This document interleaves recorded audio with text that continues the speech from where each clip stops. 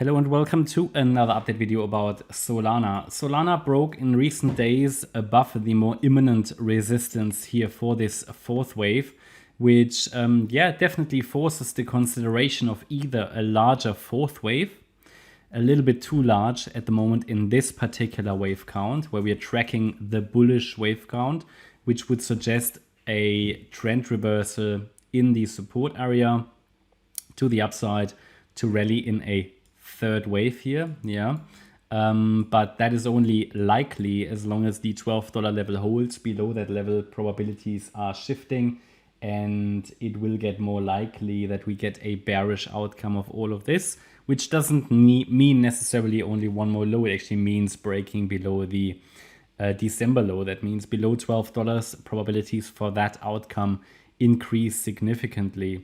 We're at the moment in a possible trend reversal stage from a local downtrend into an uptrend, but need to be very careful not to call a bottom here too early or so. What we need to see a 5-wave move to the upside of the lows. Of course, it can happen at any time when price enters here the support zones that are relevant for a wave 2, that it can turn around, okay?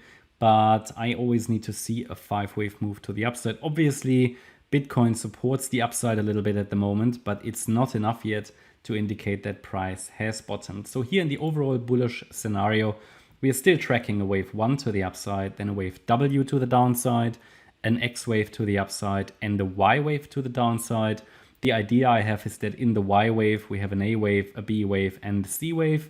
However, it's also possible that within the Y wave, we have a WXY in itself, and then we could have bottomed already. But you cannot say that or confirm that without the 5-wave move to the upside, either as an impulse or a diagonal pattern. Both of these patterns have clear rules that they need to adhere to. And this is, again, still part of the bullish scenario. Just below $12, the bearish count will get much more active and will probably get in control. How would the bearish count look like? Off the high, we'd be looking at a wave 1 to the downside, a wave 2 to the upside, a wave 3 to the downside, a wave 4 to the upside, and a wave 5 to the downside in an ending diagonal, possibly leading to a double bottom with the December low or even to a new bear market low. That's the bearish alternative. However, it needs to break below $12 to really confirm that, because I still think this move up looks impulsive. Now let's zoom in a little bit. So at the moment, we're just tracking the idea that, price could have bottomed here, obviously, but it still needs to give us a 5-wave move to the upside.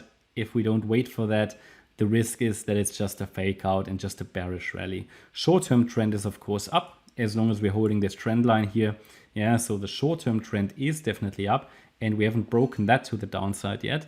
However, if that wedge pattern breaks to the downside, I think there is an increased risk that it will come down in this one last low, which could hit the $12 level or the $10 level.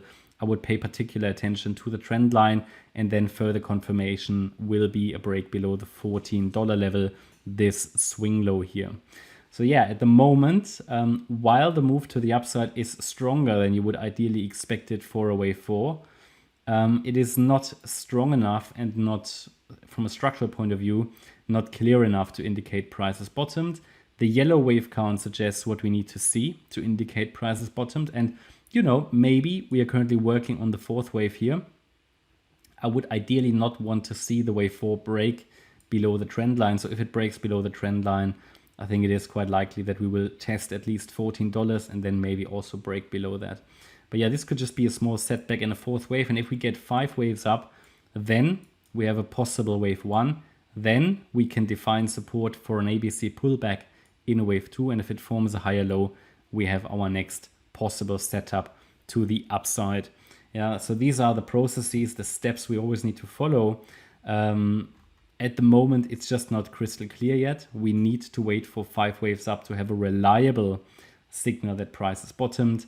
At the moment, it's not reliable. It's just a few green candles, and it's not even impulsive, because also the move up here looks to be in 3 waves, and it looks very corrective. So it could be a diagonal, absolutely, but not an impulse. And in a diagonal, you need to wait for the 5 waves to complete, because it's it could always be counted as a correction in a diagonal. These ascending wedge patterns, in Elliott wave language, we call them diagonals. At least they are one type of diagonals.